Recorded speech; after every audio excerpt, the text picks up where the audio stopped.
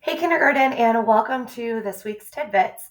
Just a reminder, this will take you to the book creator book if you use that bit.ly in the bottom left-hand corner, or you can click the bit.ly within your Tidbit that comes to your email. Once you are inside of your book and you go to the next page, you will just select the week that we are talking about.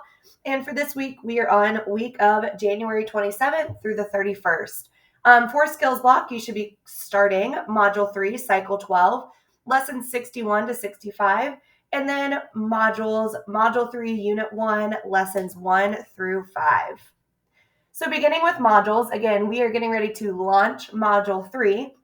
We're going to be opening up. We know that our first unit is all about building that background knowledge. Just a reminder, with module 3, yes, we are talking about trees. And in module 4, you will be talking about trees. But module 3 is setting up our students to have all of the background knowledge, vocabulary that they need to know to be successful, to then apply that knowledge about a concept that is a lot larger than just building background on living and non-living things with trees for module 4.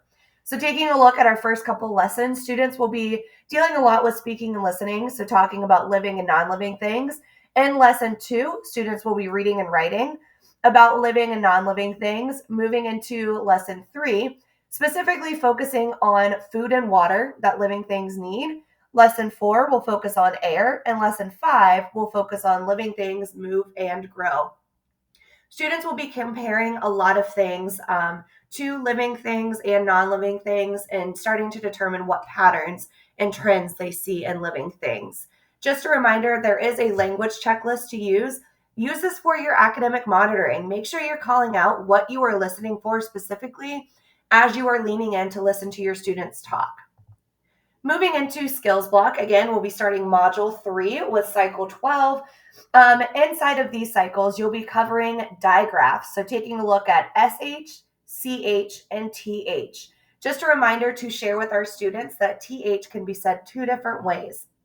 We have that voiced sound, which is where you feel that tickle with your tongue when you make the V sound. But then you also have that unvoiced TH sound. And I like to just use my hand on my throat to help students realize and recognize the difference between a voice sound and an unvoiced sound. Just a reminder, when you get to lesson 65, there is a cycle check.